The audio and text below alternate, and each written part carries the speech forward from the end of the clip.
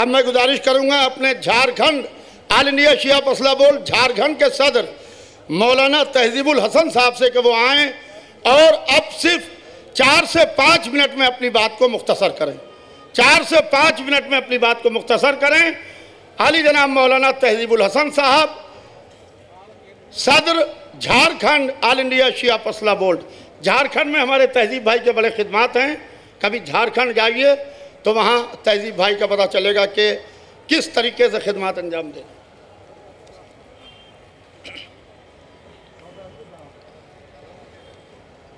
معزز حاضرین کرام، قابل صد افتخار یہ علماء کرام اور صدر جلسہ علامہ مولانا صاحب مہدی صاحب قبلہ، شیعہ پرسنل لا بورڈ کے جنرل سیکریٹری، برادر محترم فخر ملت جعفریہ ہند مولانا مرزا یعصوب عباس صاحب، اور علیمان چیریٹیبل ٹرسٹ کے چیئرمین جناب بندے علی صاحب، جناب اکبر تنسی صاحب، جناب فخر الحسن صاحب، تمام حضرات، آج سرزمین مہاراشٹرا کی اس راجدھانی میں آل انڈیا شیعہ پرسنل لا بورڈ کے اجلاس سے عام کا اہتمام کیا گیا.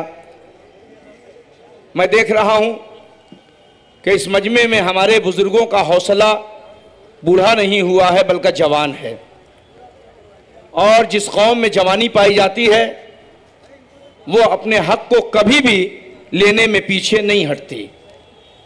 آج ہمیں حکومت ہند سے بھی حق لینا ہے اور ہمیں خود بھی اپنا حق لینا چاہیے. دیکھیے، حق ملے گا مگر کام کرنے والوں کی کمی ہے. کام کرنے والا ہونا چاہیے. میں اپنے جھارکھنڈ کی بات کرتا ہوں کہ جس وقت میں پہلے اجلاس میں آیا تھا اسی بامبے مہاراشٹرا میں، تو اس وقت ہمارے اسٹیٹ کے حج کمیٹی کا چیئرمین جو ہے اس وقت کا وزیر اعلیٰ ارجن منڈا ہوا کرتا تھا. میں نے اسی عرس الولاد میں جو جلسہ ہوا تھا خطیب اکبر کی صدارت میں نے یہ بات کہی اور یہاں سے اٹھائی، اور اٹھانے کے بعد میں جب جھارکھنڈ پہنچا تو میں نے PIL داخل کیا، اور اس کا نتیجہ یہ ہوا کہ 3 مہینے میں اس عہدے کو ان کو چھوڑنا پڑا، اور یہ لکھا گیا اس ہائی کورٹ کا جو ڈیسیزن آیا کہ نہیں، حج کا کار وہی دیکھے گا جو حج کے بارے میں جانتا ہو. لہٰذا شیعہ پرسنل لا بورڈ نے ایک میسج دیا تھا. میں جھارکھنڈ جانے کے بعد میں نے یہ عمل انجام دیا. ہمارا جھارکھنڈ جو شیعوں کے تناسب کے لحاظ سے بہت زیادہ 20 سے 25 ہزار کی آبادی ہے، مگر الحمدللہ پورے ہندوستان میں چیلنج کے ساتھ کہہ سکتا ہوں کہ آپ کے دوسرے صوبوں میں آپ کے الپ سنکھیک آیوگ میں آپ کا ممبر نہیں ہے. حج کمیٹی کا چونکہ جو ممبر ہوتا ہے وہ شیعہ پرسنل لا بورڈ کی لڑائی تھی جو جیتے، اور اس میں یہ طے ہوا کہ جہاں دیوبندی عالم ایک ممبر ہوگا، جہاں سنی عالم ہوگا، جہاں اہل حدیث ہوگا، وہیں پہ شیعہ جو ہے ایک ممبر اسٹیٹ میں ضرور رکھا جائے گا. یہ شیعہ پرسنل لا بورڈ کی ہی لڑائی تھی. جیسے کبھی ہمارے یعصوب بھائی نے کہا کہ صرف ہماری آواز سے کام نہیں چلے گا. میں مہاراشٹرا کے لوگوں سے نہیں، میں آج اس ایرانی مسجد سے، میں بمبئی سے آج آپ کو ایک میسج دینا چاہتا ہوں. ساری انجمنوں کے ذمہ داروں، آؤ شیعہ پرسنل لا بورڈ کے کھل کے دل سے ممبر بن جاؤ، اور تمہارے حقوق کو انشاءاللہ ہم ہندوستان کی حکومت سے بھی لیں گے اور اسٹیٹ سے بھی لے کے دکھائیں گے. مگر آپ کی قوت ہونا چاہیے، آپ کی طاقت ہونا چاہیے. اور میں علماء سے ایک گزارش کرتا ہوں، آؤ متحد ہو جاؤ، مل جاؤ، یکجہتی کے ساتھ اس پلیٹ فارم سے مل کے زمانے کو یہ آواز دے دو.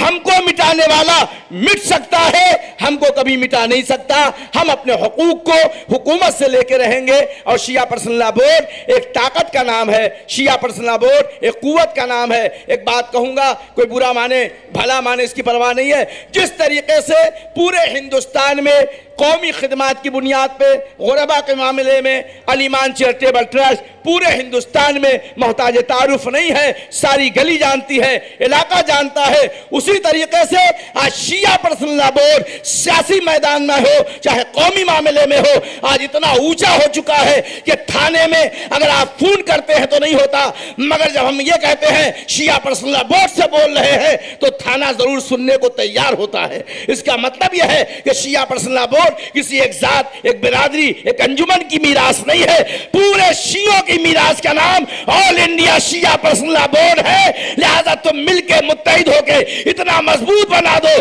کہ حکومت ہمارے نام سے سوچے کہ جب 2% لوگ 1% لوگ اپنے حقوق کے اور آرکشن کے لیے لڑ سکتے ہیں تو ہماری لڑائیاں کیوں نہیں ہو سکتی؟ ہم علماء جو ہمارے کہ ماشاءاللہ علماء ہے، رہبران ملت ہیں، یہ بڑی طاقت کا نام ہے۔ میں ایک بات اکثر کہا کرتا ہوں، ہمارے جھارکھنڈ میں ایک زمانہ تھا، میرے رانچی میں جانے سے پہلے ایک زمانہ تھا جب شیعہ وہاں مکان لیتا تھا یہ کہہ کے لیتا تھا بھائی ہم سنی ہیں شیعہ نہیں ہیں، ایک زمانہ تھا، مگر آج الحمدللہ آج اتنے آگے بڑھا ہمارا جھارکھنڈ کہ آج کسی کا اجلاس ایسا نہیں ہے جس میں حقیر کو نہ بلایا جاتا ہو۔ آج پورے ہندوستان میں محرم کا جلوس نہیں نکلا، آپ جانتے ہیں حالات کے تحت کرونا میں، مگر میں نے جلوس روڈ پر نکالا اور روڈ پہ نکالنے کے بعد حکومت نے کہا کہ آپ کو منع کیا گیا تھا، ڈی جی پی صاحب نے کہا کہ آپ کو منع کیا گیا تھا۔ میں نے کہا صرف ہم ہی کو منع کرتے ہو، کسی اور کو کیوں نہیں منع کرتے؟ تمہارے لیے نہیں ہے ہمارے لیے ہے۔ تو آج شیعہ پرسنل لا بورڈ کی وجہ سے کورٹ مقدمہ گیا۔ عزیزان گرامی، پچھلی تاریخ میں جج نے یہ کہتے ہوئے بری کر دیا، کیا قصور ہے تمہارا؟ میں نے کہا میرا قصور صرف یہ ہے کہ امام حسین کے نام کا جلوس نکالا تھا۔ کیا امام حسین کے نام کا جلوس نکالا جائے اور اسے سزا دی جائے؟ یہ ہو ہی نہیں سکتا۔ اس لیے حسین تو امن و راشدی کا نام ہے، تم جس مذہب کو مان رہے ہو وہ دہشت گردوں کا مذہب نہیں، امن پسندی کا مذہب ہے۔ شیعہ قوم امن پسندی کی ہے۔ میں ہندوستان کی حکومت کو یہ بات بتانا چاہتا ہوں کہ دیکھ لو، یاد رکھو، یہ جو آج بھارت آزاد ہوا ہے، جو مہاتما گاندھی نے نمک آندولن شروع کیا تھا سرزمین بہار کی زمین سے، جب لوگوں نے انگریزوں نے پوچھا یہ نمک آندولن اتنے چھوٹے سے لشکر کے ساتھ کیوں چلے ہو، گاندھی جی نے کہا تھا یہ بھارت کی آزادی یہی حسین کے راستے پہ چل کے ہوگی۔ لہذا میں بھارت دیش کو بتانا چاہتا ہوں، حسین والوں کے ساتھ انصاف کرو، تمہارا ملک بھی ترقی کرے گا، تم بھی ترقی کرو گے۔ شکریہ، جزاکم اللہ۔